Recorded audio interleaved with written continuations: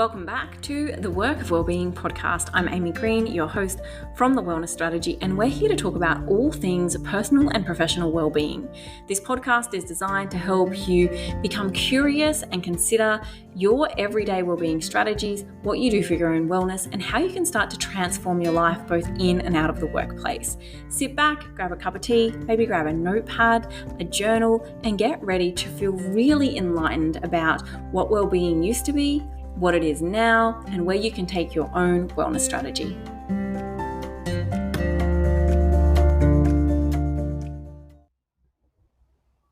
Hello and welcome back to the Work of Wellbeing podcast. I'm Amy from The Wellness Strategy.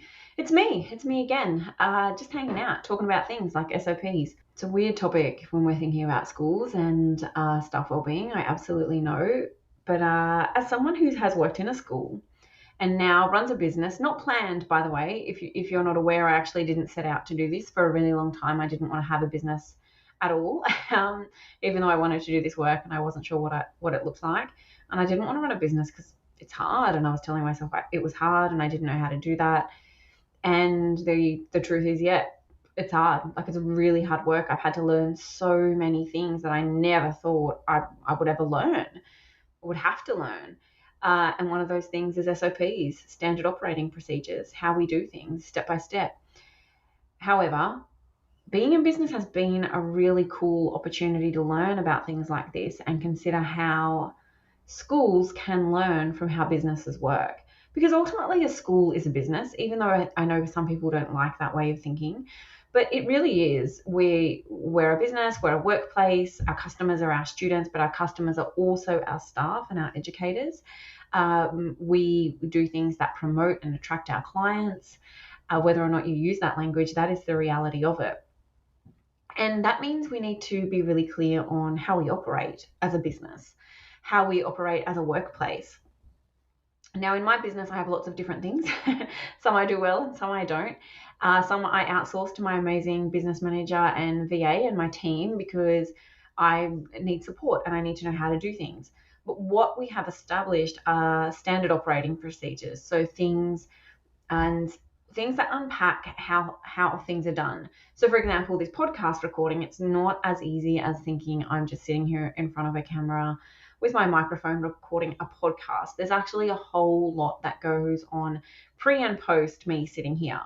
We have to think about things like the theme for these 8 or 9 episodes. We have to think about the schedule when they're going to go out. We then have to consider how many weeks in advance they need to be recorded. We then have a process of, once the recording's done, we do edits, we do show notes, we do options for titles. I approve all of this. We then do social media tiles. We schedule it in our social media. Then we publish it. So there's a whole bunch of stuff. It doesn't even happen in that order. I've totally mucked up the order. But in the SOP for this, the standard operating procedure, it is clearly mapped out. And what this does is it allows us to work efficiently and effectively. It also means that, and God forbid this happens, one of my team members leave, someone else can jump right in and look at the process for how we do our podcasts and step into it. The knowledge doesn't leave with the person. And in schools, so many times over and over, people leave and we don't know how to do things because those steps or that knowledge existed with that person. It's actually a really inefficient and ineffective thing to do, to have the knowledge or the procedure attached to the person. Training a person is not necessarily always the answer. It's part of it. But what we need are clear ways of operating, clear processes, clear systems, clear procedures, clear strategy. And we don't think like this in schools.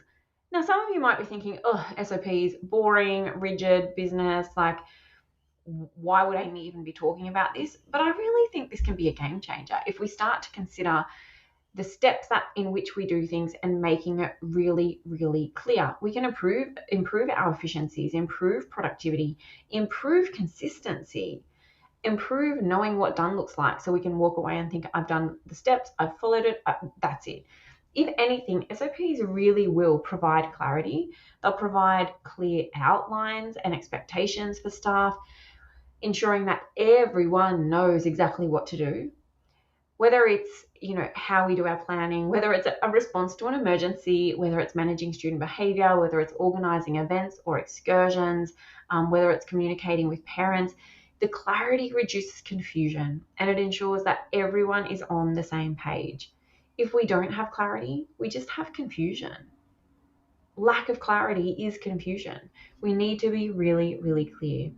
It also really helps with consistency. What this means is we're all kind of doing the same thing. And I know people feel like when we're consistent or doing the same thing, we lose autonomy. We have another episode coming up about that really soon. That's not entirely true. The reason we do things consistently and in the same order is because it supports our cognitive load and cognitive thinking. We have a process for how we give feedback.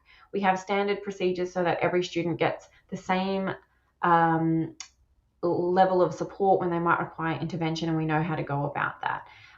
We also have compliance things where we might need to consider the process so nothing slips through the cracks. This is really, really important. We want things to be consistent. It also means that if we need help, other people can jump straight in and help us. If we're unclear about something, we know exactly where that lack of clarity is coming from. We also need to consider the stability, with things like high staff turnover, with perhaps new initiatives, with unexpected events or interruptions to our day. Having documented procedures is the backbone. It keeps everything running smoothly. It means that if someone goes on maternity leave or long service leave or steps into a leadership position and someone else backfills into their role, that these processes are clear and we're not having to pause things because that person isn't around or having someone do extra work because no one else knows how to do the thing. It also supports new staff to adjust quickly. Rather than learning the ropes and having to live through something for 6 or 12 months, things are clear and stepped out and they have reference points. And let's, of course, not forget about well-being. When we know exactly what to do and we have that clarity and we know the steps, we're going to be more confident in tackling tasks. We're also going to be less stressed because we know what to focus on. We know where to give our energy. We know how much capacity we need. We know if we're on the right track or not. And it will really help us to be able to navigate any type of confusion, whether it's in our classroom, whether it's with planning, whether it's with students, whether it's with parents, organizing excursions, getting guest speakers in, marking processes that we use, how to put data onto a system, how to apply for leave, all of the things that we do. If there are steps, we need a standard operating procedure. We need an SOP. I want you to think of it a little bit like a playbook. A playbook for a really well-rehearsed orchestra. If you've ever been to an orchestra, they kind of look, and seen an orchestra play, they almost look like they're doing it effortlessly. But if you look closely, many of them will have a book near them that might have their music on it. It might have the run sheet on it. And when an orchestra comes together, they know what they're doing. Our standard operating procedures work like this.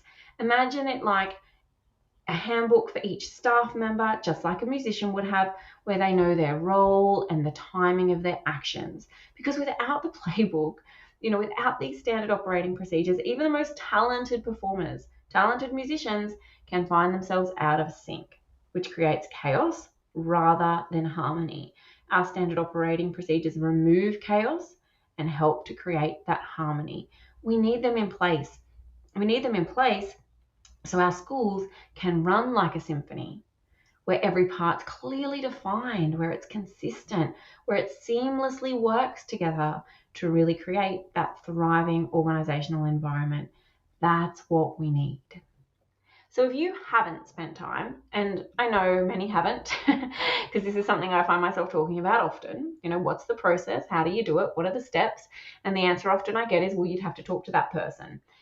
And a person is not a sustainable solution. It's not. The workplaces are too transient, schools are too transient, people leave, people move. A person cannot be the solution to the procedure. We need to be clear about them and they need to be written down. They need photos, they need steps. We need to be able to click on it and think, this is exactly what I do. So if you haven't already put time into developing some kind of standard operating procedure, now's the time to do it. It's not just about keeping the wheels turning. It's about creating that environment that is clear, that is kind, and our staff and students can thrive. Operating procedures don't just exist in the workplace either. They might even exist in your home. I have things in my home that are done in certain ways. I have an operating procedure for how I come into my house. I take my shoes off, I put them in the cupboard in the hallway, I walk to the kitchen, I put my keys in the bowl in a cupboard. Now you want to know where the keys are. I put my keys in a certain place, I put my bag in a certain place. And I do this not because I'm hyper organized. I do it because it reduces the cognitive load of, oh, where are my keys? Where are my shoes? Where's my bag? Where do I find this and that? Some other people I know, however, are not necessarily in tune with these operating procedures and like to spend a lot of time looking for their keys. Get an operating procedure, get a manual for your life, for your classroom, for your school. Do things in the same way so that we can have consistency, so that we can have clarity, we can have stability, we can have predictability, and we can have improved well-being for everyone. I'd really love to know what you think about this, especially because we don't really talk about schools as businesses, and I think we've got a lot to learn here. We need to be more clear in our systems, in our processes, in the way we operate, making them really visible and following them. They're not negotiable. We follow them. If you have loved this, liked it, or even found it interesting, share it on socials, tag me, pass it on to people that you know who you think might need to listen to it. And as always, send me your feedback, leave me a comment, flick me an email, whatever you'd like to do. And I will see you somewhere soon. So have a great day, evening, night, whatever time of day it is for you. Thank you so much for tuning into today's episode. I really do hope you have enjoyed it. The information discussed today was just that, information only. It's not specific advice. If you take action following something you heard today, it's important to make sure that you get professional advice about your unique situation before you proceed, whether that advice be legal, financial, accounting, medical, or otherwise. Please reach out to me if you have any questions or if there's anything else I can do to support your own wellbeing and wellness journey, whether it's another topic you'd like me to discuss or whether it's support in your school, workplace, or individually. And if you do know someone who might benefit from listening to this, please remember to tell them about it, share the episode with them, or suggest my Instagram, my website, or LinkedIn where they can find out more about me and what I do. And as always, I will see you in the next episode.